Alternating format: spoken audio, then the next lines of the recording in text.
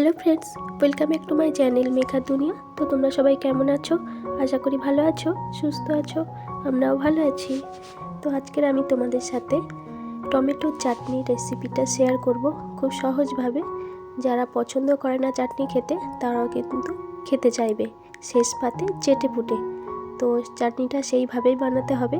তো চলো আমি কিভাবে বানাচ্ছি তোমাদের সাথে শেয়ার করি।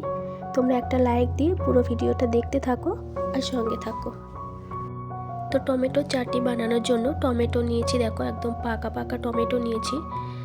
আর এখানে নিয়েছি খেজুর নিয়েছি, কাজু কিশমিশটা অল্প অল্প দিয়েছি, কারণ আমার খুব একটা পছন্দ নয় এর জন্য। তো এখানে টমেটোগুলো আমি ভালো করে ধুয়ে কেটে নেব।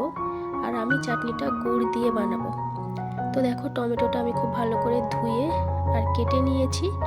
আর এই যে ডাব্বাতে গুড় রাখা, এই গুড়টা আমি নিজেই তৈরি করেছি, মানে ঘরে বানিয়ে নিয়েছি এইভাবে। তো এই গুড়টা দিয়েই আমি চাটনিটা বানাবো। তো চলো স্টার্ট করা যাক। ফার্স্টেই আমি দেখো কড়া বসিয়ে দিয়েছি।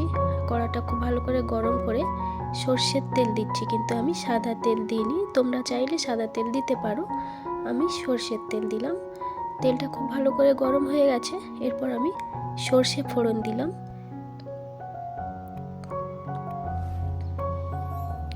আর ফোড়নে দিলাম একটা শুকনো লঙ্কা, দিলাম একটা তেজপাতা, দিয়ে এক চিমটে মতো সামান্য একদম একটুখানি হলুদ দেব। ব্যাস এইটুকুই, আর বেশি কিচ্ছু লাগবে না। একদম সহজভাবে তোমাদেরকে বানিয়ে দেখাচ্ছি। খেতে দারুণ হয়। আমিও কিন্তু আগে খেতে চাইতাম না টমেটোর চাটনি, তো এখন আমি নিজে বানাই, তো বেশ ভালো লাগে। তো তারপরে টমেটোগুলো দিয়ে দিলাম, দিয়ে একটু নুন দিয়ে দিচ্ছি, তাহলে টমেটোগুলো খুব তাড়াতাড়ি নরম হয়ে যাবে। তো নুনটা দিয়ে আমি খুব ভালো করে নেড়ে চেড়ে দেবো। নুনটা কিন্তু একেবারেই দিয়ে দিলাম, যতটা পরিমাণ লাগবে তো ততটাই নুনটা আমি দিয়ে দিলাম। দিয়ে এবারে খুব ভালো করে একটু নেড়ে চেড়ে দেবো, মিক্স করে দেব। দিয়ে আমি 5 মিনিটের মতো ঢাকা দেব, যাতে টমেটোটা খুব তাড়াতাড়ি নরম হয়ে যায়।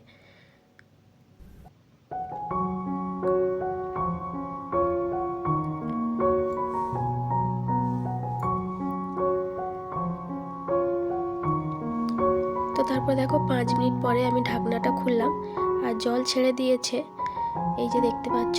আর এই পর্যায়ে আমি কাজু কিশমিশটা দিয়ে দিলাম। আর অনেকটাই জল ছেড়েছে, যেহেতু আমি নুনটা দিয়ে দিয়েছিলাম আর ঢাকা দিয়ে দিয়েছিলাম, এর জন্য কিন্তু জল ছেড়ে দিয়েছে। আমি কিন্তু জল অ্যাড করব না কোনোভাবেই, আর অ্যাড করিনি।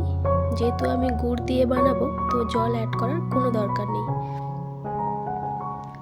তো এই যে কতটা পাতলা হয়ে গেছে দেখতে পাচ্ছ, আর টমেটোগুলো কিন্তু অনেকটাই নরম হয়ে গেছে। তো এরপরে আমি গুড়টা দিয়ে দেব।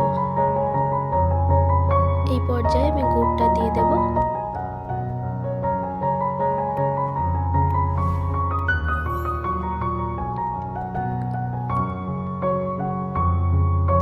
গুড়টা দেখো আমি এরকম পাতলা করে নিয়েছি।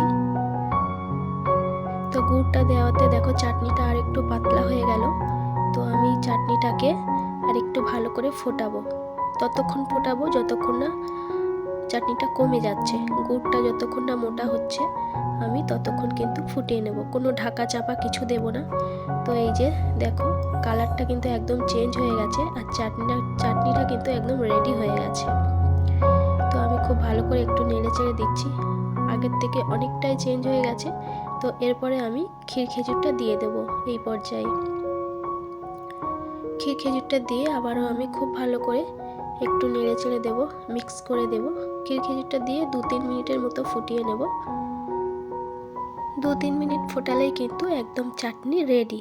আর খেতে কিন্তু দারুণ হয়েছিল, খুব সুন্দর খেতে হয়েছিল, একদম বিয়ে বাড়ির স্টাইলে। এখন শীতের সিজন, বিয়ের সিজন চলছে, তো খাওয়ার শেষ পাতে কিন্তু চাটনি থাকেই। তো চাটনিটা কিন্তু সেই হয়েছিল। তো যারা চাটনি খেতে ভালোবাসে না, তারাও কিন্তু এরকম চাটনি বানিয়ে দিলে একদম আঙুল চেটে পুটে খেয়ে নেবে।